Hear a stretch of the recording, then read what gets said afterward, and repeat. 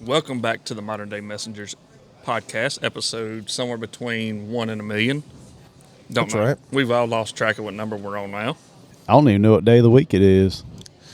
It's A day. Yeah, it's A day. I'm so confused right now. Yeah, same. Look, it's been a while. I've been away. I'm back in town. We're ready to go. I'm excited to get into Acts today, but what y'all been up to? I hadn't seen y'all in over a month. Yeah, man, it has been crazy. So just baseball, work. Thankfully, it's starting to warm back up again, you know. Yeah. But warming up and colding down at the same time. Colding down. Yeah. That seems like it should be a country song. I'm going to put it in the song. I was thinking that. Yeah, we've been getting some cold days, too.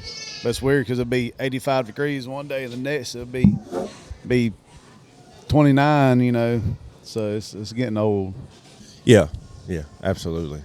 This weather's kind of like my personality. Just here one minute and there the next. That is the truth. Like a bipolar personality. I'm happy and mad all at the same sentence. That is the truth. But speaking of weather too, you missed this morning me talking about last week, how weird last week was. All right, well, fill me in, brother. Well, so last Monday, I am, I'm in bed, getting my Z's, getting ready for work. And I get woke up. I got a question. Uh-huh. How are you getting Z's and getting ready for work? That's how I get ready for work. Okay. Hey, gotta get my rest, man. I understand. And I get woke up and I hear stuff rattling in the house and everything, and so I'm like, that's weird. And so I get up and get on my phone and look at the get online, see if there's any earthquakes around. We don't get earthquakes in Louisiana, okay, for the most part. Yeah, there was that one earlier, but Yeah, and so it was actually an earthquake I was feeling. No and hearing it rattling. Well, that woke me up not long before my alarm went off, so it wasn't a big deal. But Thursday morning, about 2:30 in the morning, me and my wife and come to find out my son, we get woke up from stuff rattling in the house, the bed shaking. And so, my wife's like, did you feel the bed shaking? And it woke me up, but it was like I woke up so gently that I didn't really realize what was going on. And but it woke me up because I woke up and I heard her moving around. And I was like, had been another earthquake. So I looked, and she's like, the bed was like shaking. And so I looked, there wasn't no earthquake. So we don't know what it was, but I asked my son the next morning, or the next evening, because I'm long gone before he gets out of bed. But I asked him the next evening, I said, did you feel anything last night? He said, I don't know, but he said, I woke up about 2:30.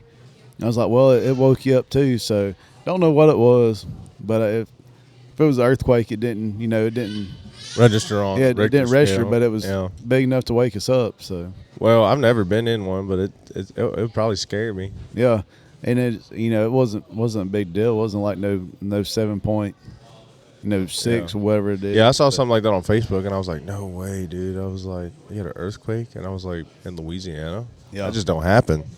Well, they don't know if it's fracking or. I know they say there's some ancient fault lines in Kashada. That's right. But yeah, so that's it was a weird last week. So, but Devin, what you been having going on, dude?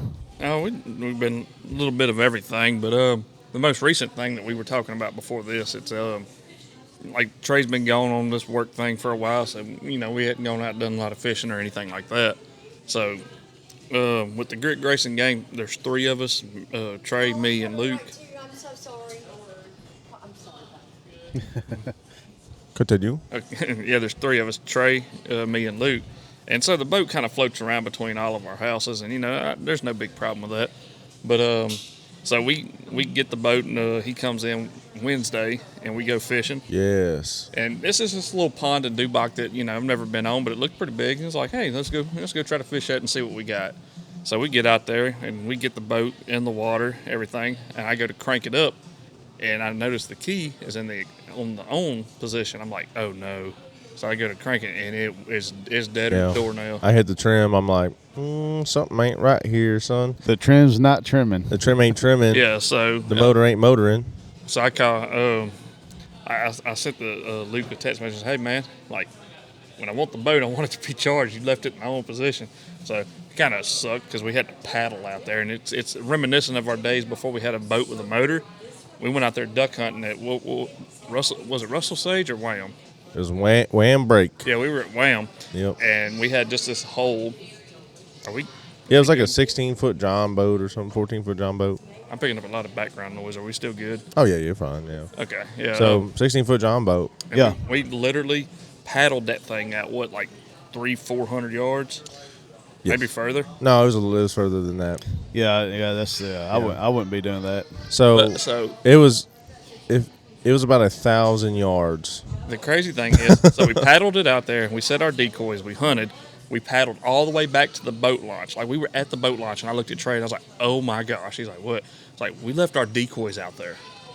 So we had to paddle all the way back, and then paddle all the way. Dude, that was terrible. So, like, when we had that moment of paddling Wednesday, I was like, dude, I'm having flashbacks. Yeah. So another aspect of that story that he was talking about was we paddled 1,000 yards out, 1,000 yards back, 1,000 yards back out to pick up the decoys, and 1,000 yards back. That's 4,000 yards approximately there, And then, you got to get up early duck hunting. Oh yeah. So after all of that, I used to do it. that's right. So after all of that, I had work.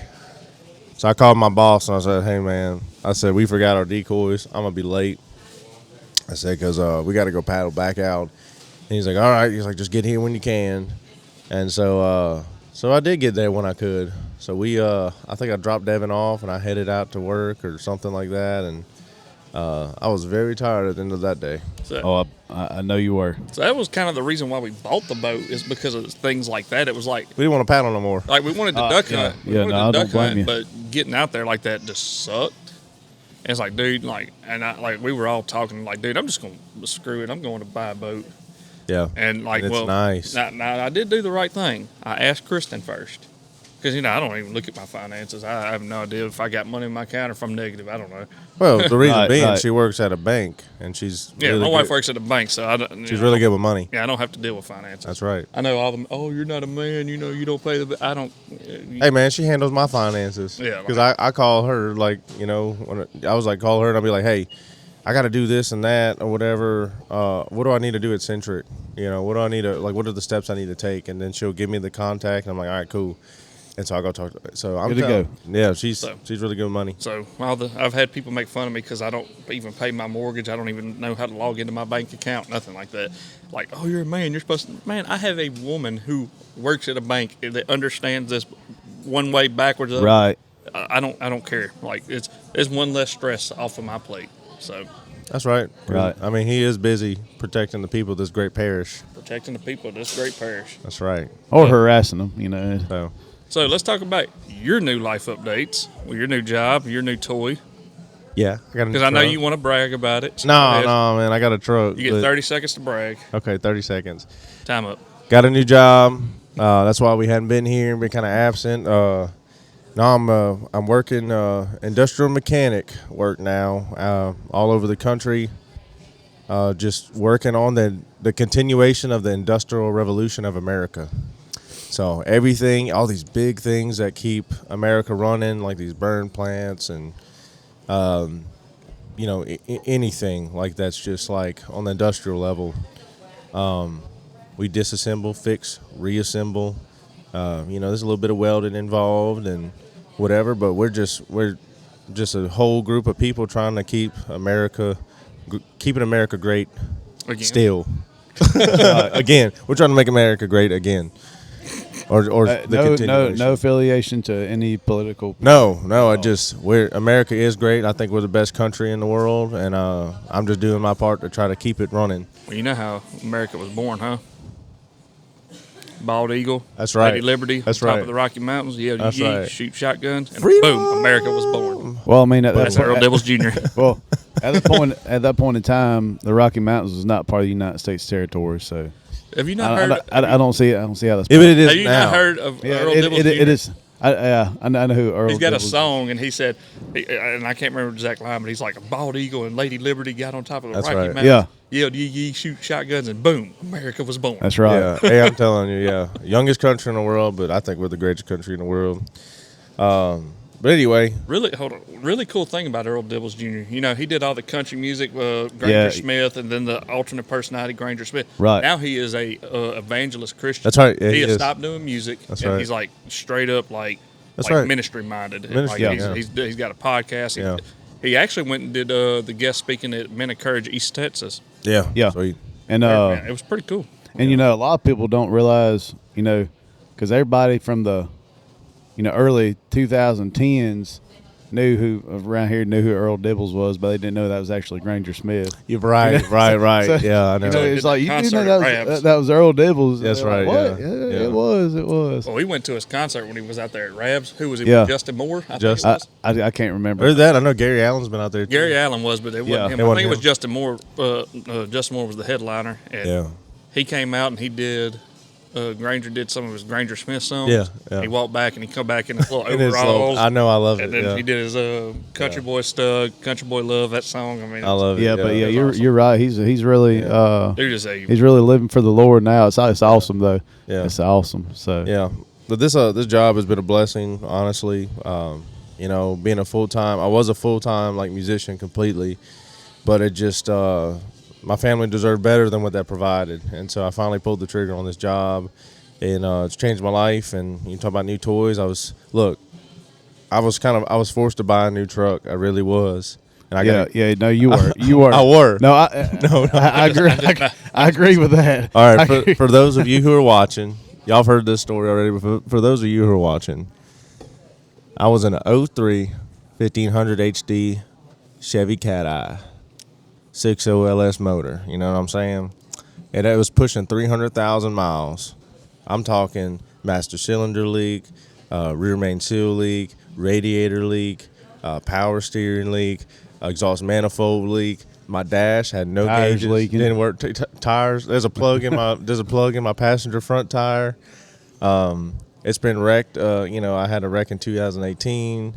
It's like it has been through it, and literally Right. Yep. yesterday morning. I just got this yesterday, but yesterday morning, I'm on the phone with my mama, and I'm driving back to my house from doing my morning errands, and it's boom, and I'm like, Mama, I said, I think my truck's about to die, like for real, and because I'm constantly, I gotta keep a case of oil and power steering fluid just to keep it running, and I gotta check the coolant every now and then because I ain't got no gauges, no speedometer, no nothing, and so I'm driving down, it's hitting half power, and I'm like, God, let me make it to my driveway, please.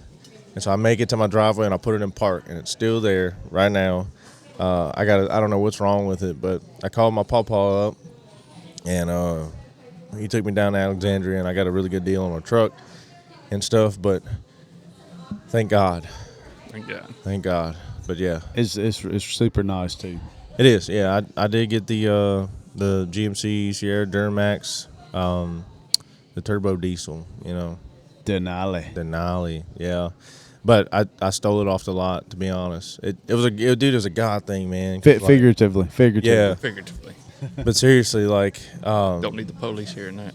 Oh, we got Devin right here, so yeah. I ain't the police. I'm the sheriff office. same Yeah. thing. We're better. It's same thing. It's like the same thing, but we're better. Yeah. True. But it was cool, dude, because like I was looking up on Carfax, you know, and I was like, I gotta find me something kind of inexpensive that I can just get, just to get me by. Well, I show up in Alexandria, and they're like, man, we sold that truck, and I'm like, no, and I'm like, you know what? That door closes, another one opens. Well, it just so happened that the owner of the car lot happened to put his truck up for sale that day, and I was like, okay. And he's like, hey man, you like Duramaxes? I was like, I love diesels. I was like, can't afford one. I love diesels. And he was like, all right. He's like, well, I'll give you a deal on it, And so he gave me a deal. I couldn't refuse it, and it was right in my price range, like just right there. And he met me where I needed to be. He was really cool about it, and so I'll be back if I need to buy another vehicle. But that's it. Yeah, that's what's been going on. Awesome, man. Yeah, new job, new life. I'm trying to provide for my family and just kickstart my life, and get a car and a house and just try to set my boys up. Right. So, and hey, man, that's what we try to do. Try to take care of business, and we're proud of you. We're proud of you. Yeah. Taking care of business, and it was a big leap to, Made him a big boy purchase. Yeah, well, it is. Yeah. Big boy purchases are scary. Yeah, they are. Even like the, your music thing, putting that, that's not primary now. So, and that's right. Yeah, but I will still do music. Because, for sure. Yeah. Because I told my mama yesterday. I said, look, it's a gift from God. I'm gonna use it. Right. Yes. But it may not be for my primary income. I said God may not have that in store for me, and that's totally fine. But now I get to, I told her, I said, look, I get to enjoy the gift instead of like making my gift work for me. Right. Yes. Yeah. So I was like, I kind of understand that now. Like I can go put out now any kind of music I want. I don't need to sign on a label or nothing. Right. I don't need to act a certain way or try to impress anybody else. Like I can do this music for me, God, obviously, right. Play in church when I can still, and just enjoy doing it and not have to worry about finances in that aspect. So that's great. I think God's been growing me and just understanding in that, so. And it's funny how stuff happens, and which we talked about that, just stuff going on past couple weeks with me too, which we ain't gonna go into all that, but it's all good stuff. But it's good stuff on your end too. It's crazy how all that kind of plays out, and it's like, why is this? It don't make sense, but that's the good part about it. Yeah.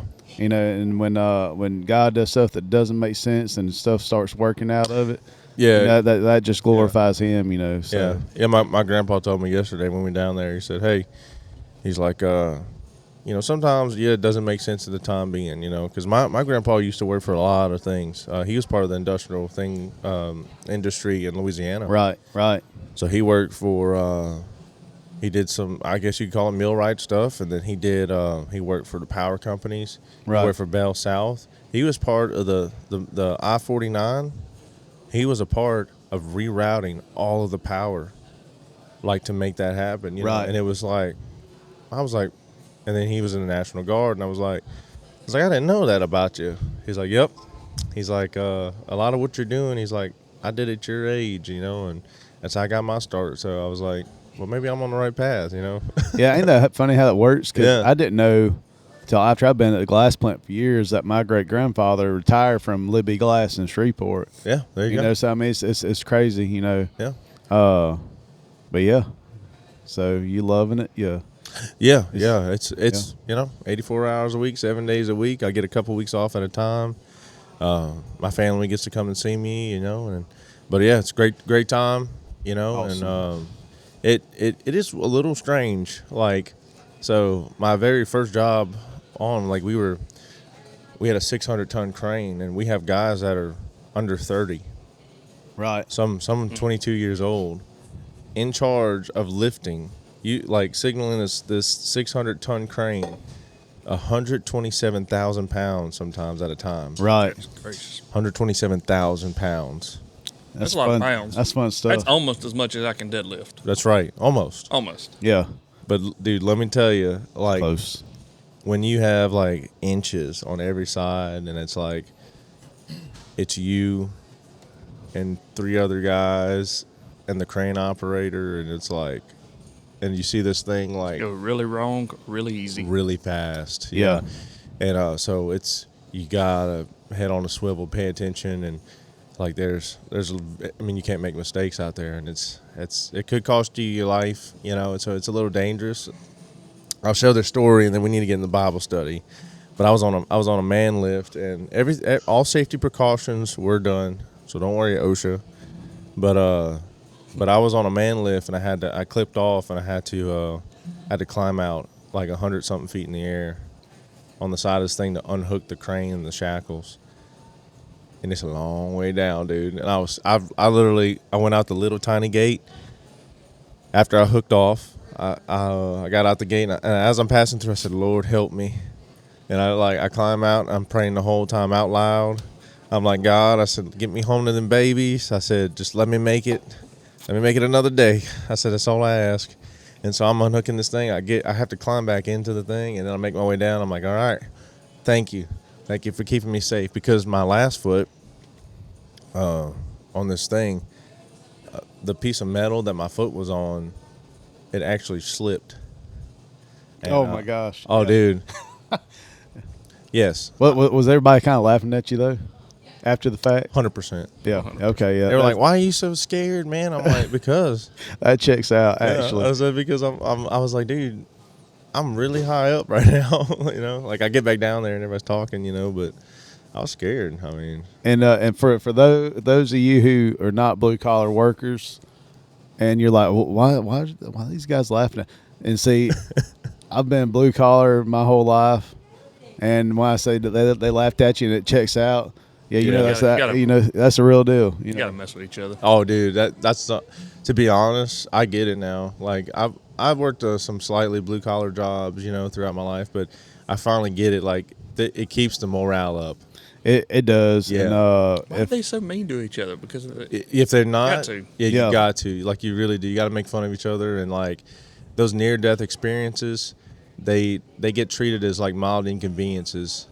yeah, And if you don't, then like it just weighs on you, you know. And it's like, yeah, okay, I get it now. that's part of the job. And Yeah. with you know, another part of the job, blue collar workers, is coffee. And That's a must. nice transition. That's a must. we have The greatest coffee that Black Rifle has ever put out.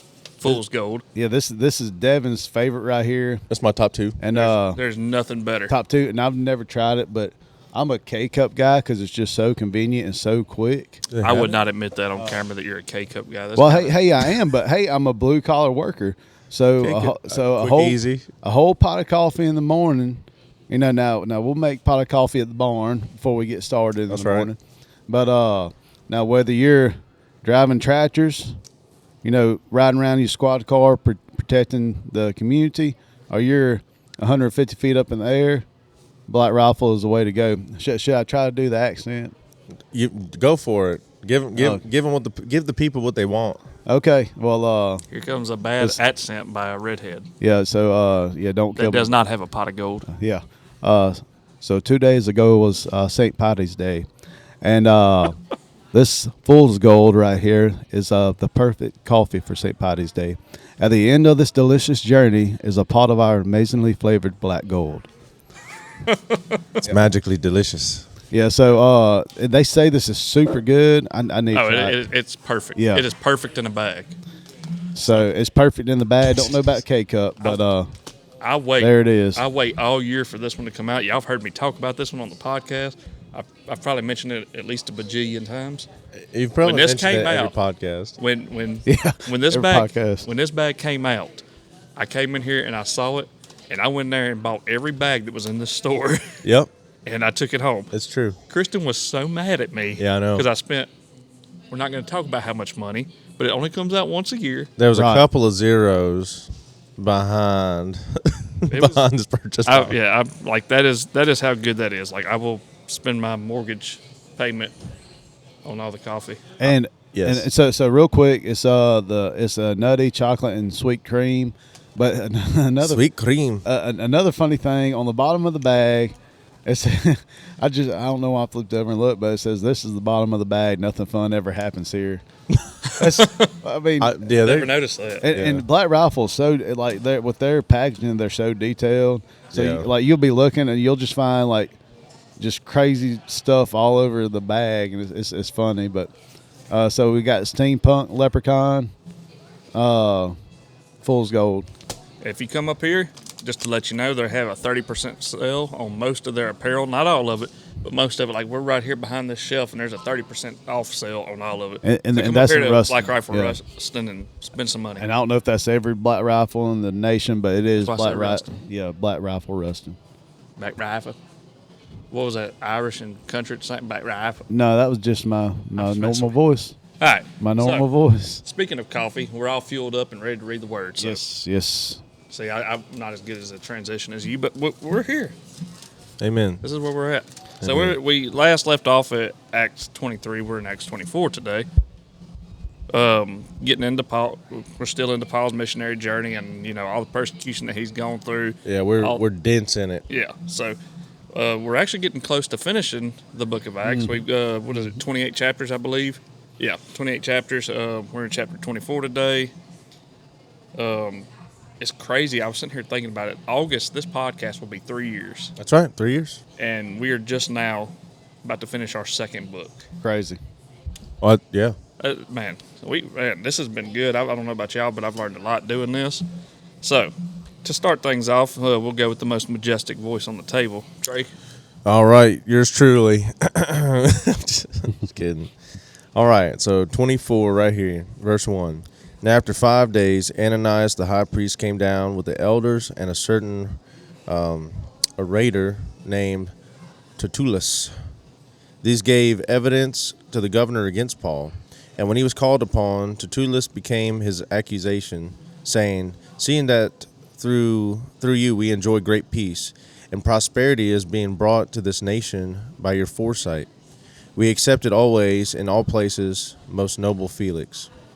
With all thankfulness, nevertheless, not to be tedious to you any further, I beg you to hear, by your courtesy, a few words from us. For we have found this man a plague, a creator of dissension among all the Jews throughout the world, and a ringleader of the sect of the Nazarenes. He even tried to profane the temple, and we seized him, and want to judge him according to our law.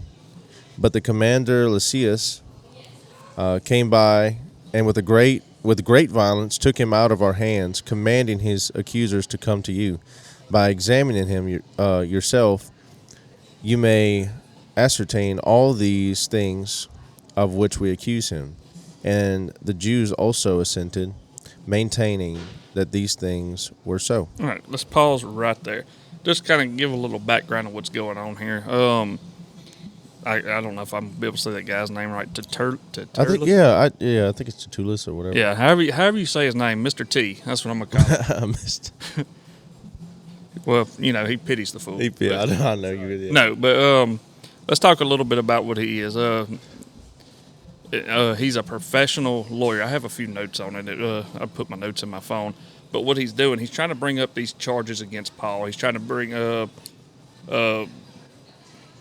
trying to get Paul convicted of some charges. Oh, yeah. Whatever. If you Yeah. see the way that he starts his It's his debate, it's flattery. Yeah. Oh, He's yeah. trying to butter up Felix. It's like, right. hey man, you're the great guy. You're the Yeah. There's nobody more. Whatever. And this guy did all these things. Yeah. So he's using that flattery, and this Yeah. Right. you see that in everyday world. You go over there and you trying to get something from somebody. Hey man, you're doing such a good job. Man, that project you did, man, that was perfect. Trying to butter his biscuit. Hey, by the way, can I have $30? Yeah. Right. It's the same. It's the same tactics. That's right. That's right. So just kind of, I don't know. I guess I just want to touch on that. Do y'all have anything from that? No, That's it. I don't have anything. It's just and see my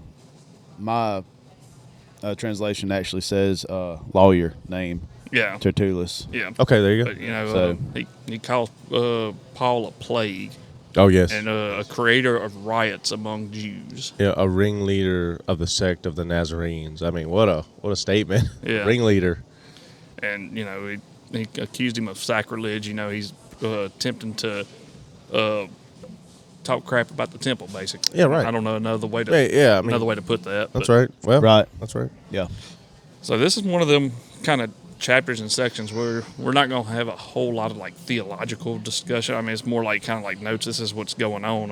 sometimes Right. we can get off on some good stuff, and well, I mean it's all good stuff, but you know what I mean. Like, Right. right. Yeah. You This go, is- you this go a is- little bit deeper. It's almost death by PowerPoint. Right. Right. That's That's right. Let's pick up in verse 10. Anybody? All right, Chris, you got this. All right. Read 10 to 21. All right.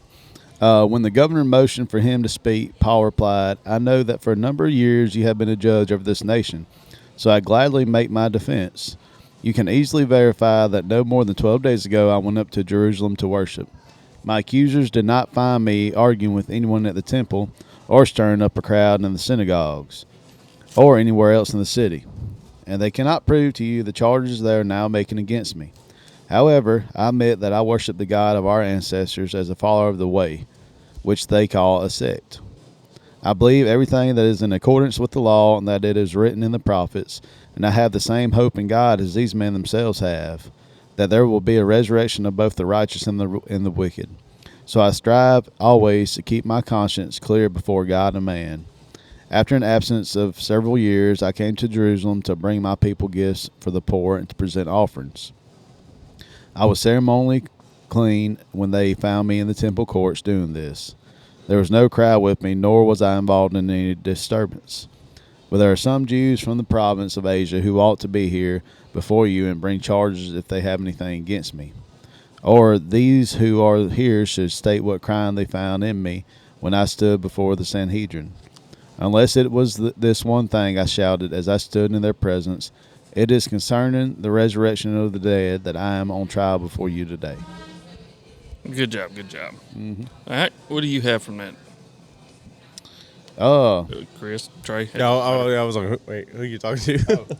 I mean, there's really not much. I mean, There's a couple of things that I mean, had. it's- So I had a question right here. So it says, he's obviously said that he worshiped the God of his fathers, right? Talking about Yahweh, But then he said right here,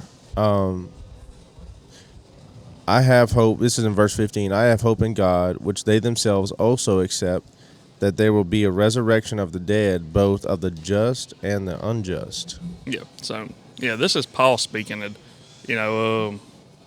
he gives his defense here. It's very, very, I guess, surgical. He's talking about how he was a follower of the way, and we know that the word Christian was not a thing really at that time. So it was just followers of the way.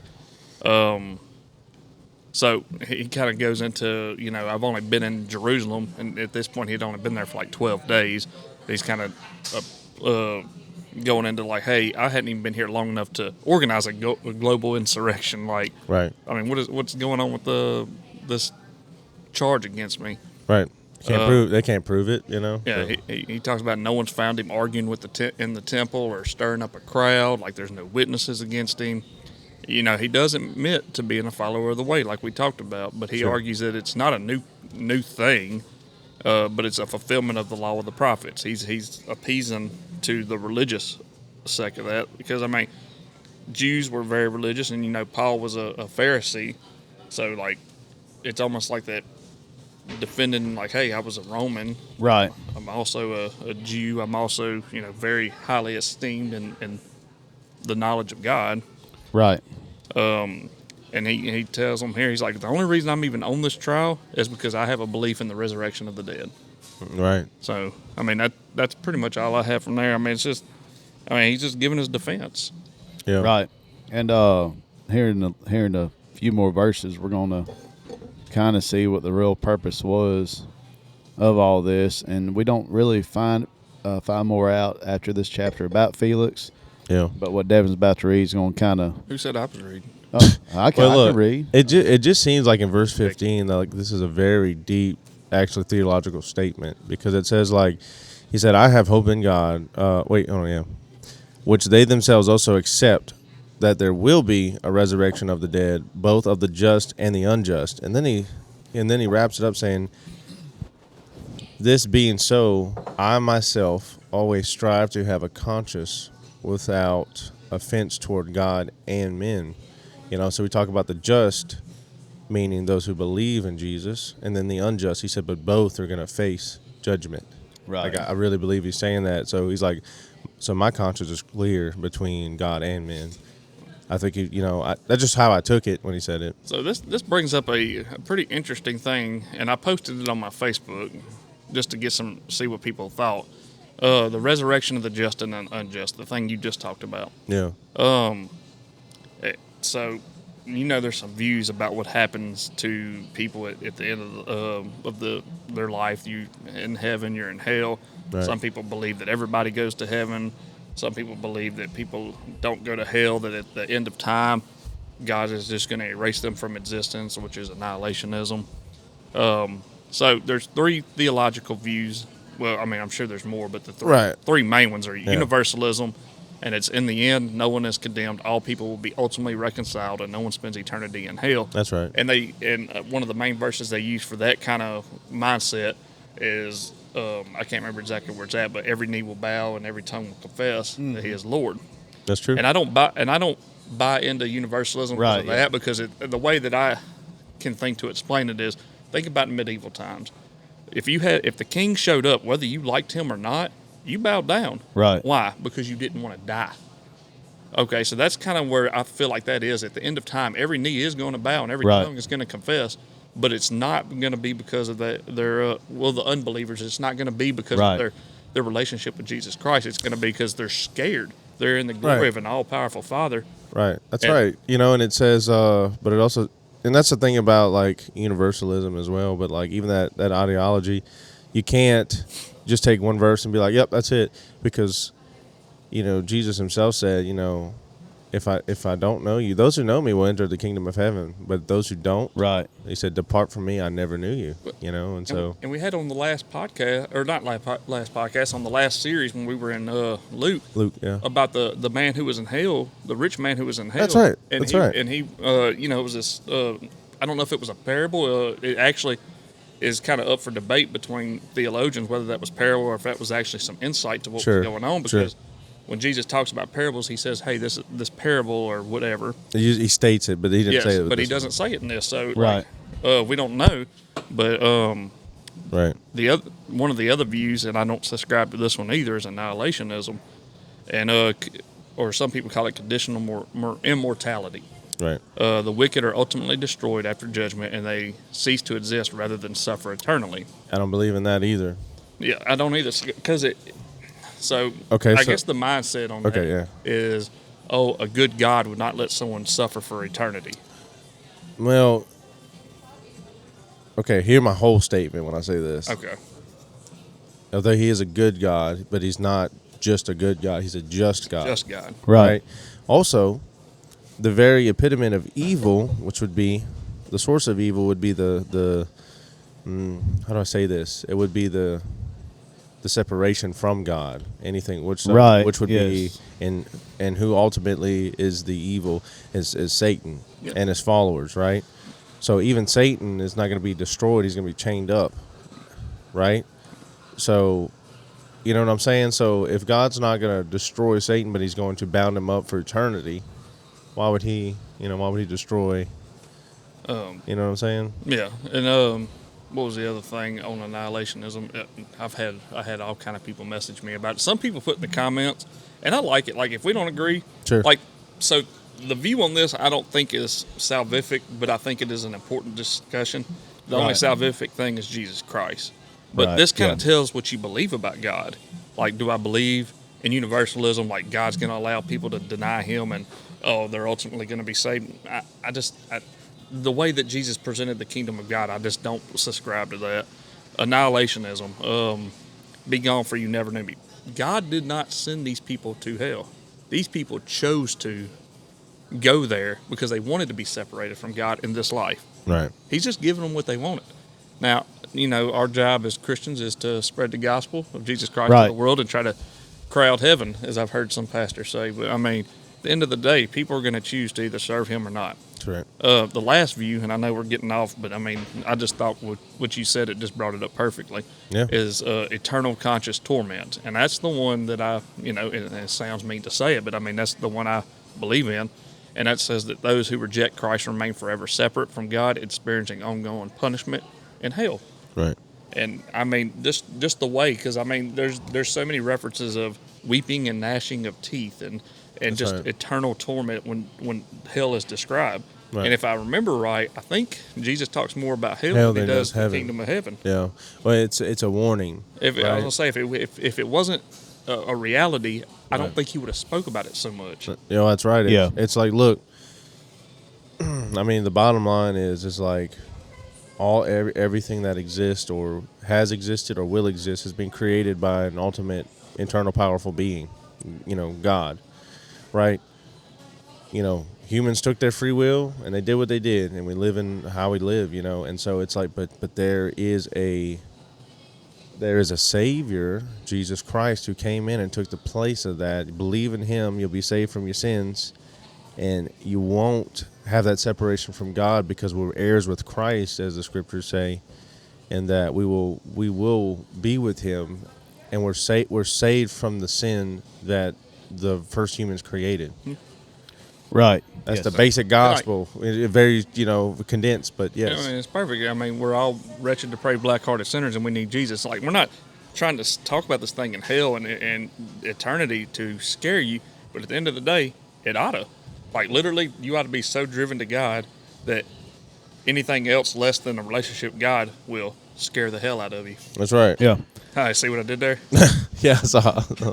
I laughed in my mind, but my mind was still racing. Yeah. I'm like, what? Oh, he finally gets it. No, we're all so like, it's just our. Y'all gotta know us, because we're all sitting here and we're Thank you. talking, but we also got 10 million different things going on, and we're like, and so if you ever see us like over here, just looking like we're in deep thought, but we're talking at the same time. It's We are in deep thought. yeah, because we're so. Well, you know how to make holy water, huh? No, I don't, and I'm probably not gonna laugh at this either. You boil the hell out of it. That's right. Which He can't get past the fact that he thinks it's a cuss word. I thought It's you were gonna not. take. I thought you were gonna quit take. cussing, Devin. It's Quit. not a cuss word. You're Stop it. literally bullying the Satan out of it. I thought. Will that make I'm you feel joking. better? I'm joking. I thought that you were gonna say, just take a 12 gauge and shoot a bucket of water. Yeah, but the other one was funnier. The other one's it makes more sense. I was like, anyway. I mean, Verse we're 22. we're not Catholic, so we don't make holy water. That's right. But hey, I'm not knocking any Catholics Oh, either. hush up. So it's cool stuff. It's cool stuff. So 22. But Felix, having rather accurate knowledge of the way, put them off, saying, when, help me out here, Lysias? the tribune comes down, I will decide your case. Then he gave orders for the centurion that he should be kept in custody but having some liberty, and none of his friends should be prevented from attending his needs. After some days, Felix came to his wife, help me out here, Drusilla. who was Jewish, and sent for Paul to be heard, and heard him speak about the faith in Jesus Christ. And he reasoned about righteousness and self-control and coming judgment. Felix was alarmed and said, "Go away for the present. When I get an opportunity, I will summon you." At this time, he hoped that money would be given to him by Paul, so he sent for him often and conversed with him. Then 2 years had elapsed. Felix was succeeded by Porcius. Help me out here, is that right? Porcius? Yeah. Festus. And desiring to do the Jews a favor, Felix left Paul in prison. He was in prison here for 2 years. 2 years. 2 years. Like, we just read a chapter, and this takes 2 place 2 years just passed. Right. It was what, 27 verses? Yeah. That's correct. 27 27. verses, but he was in there for 2 years. And these prisons weren't like our prisons today, man. This was damp. It was Yeah. dark. These weren't posh. These weren't bougie prisons where you get heat and air and 3 meals a day, Yeah, that's right. and then Yeah, it was rough. but so something that's going on here, and see, I wish we knew a little bit. And we get to these points, and especially Acts, where you hear about these guys, and then that's it. You don't hear about them no more, or you wish Right. you knew a little bit more about them before this, but you don't. Yeah. So, but for 2 years, when down here in verse 24, when he calls for Paul, Felix's wife is Jewish, and he sent for Paul and listened to him as he spoke about faith in Christ Jesus. And as Paul talked about righteousness, self-control, and the judgment to come, Felix was afraid. And so there is, we don't know where Felix stood in his relationship with Christ, but for him to be afraid, he was believing it. And so for 2 years, Paul was essentially ministering to this guy that was let's see, what was Felix's position? Governor. Yeah. Governor. So to a governor. So we, that's, Paul's ministering where he's at, and I think that's with us, especially men, when we're not put in positions where we think that we should be. Yeah. But we're still called to minister there, and that's right. You saw Paul doing that. That's just a little tidbit, So we know that Felix was at least somewhat familiar with the way because Right. of his wife, Drusilla, And, however you say it. he said, Who was and it says verse 22, then Felix, who was well acquainted with the way. yeah. Yeah, he was. You know, So yeah, so- he was at least familiar. Now Yeah. was he submitted to the gospel? We don't know. We don't know, but we know that he was at least aware because of. His wife was Jewish as well, but they listened to. They went to these private meetings with Paul. Yeah. And spoke to Paul in private about faith in Christ. And, Felix was intrigued, but he was still wanting a bribe. Like, hey, man, he still want money. Yeah, like, the root of all kinds of evil, or many kinds of evil, is the love of money. It can definitely persuade a man in ill intentions. Yeah. yeah. So,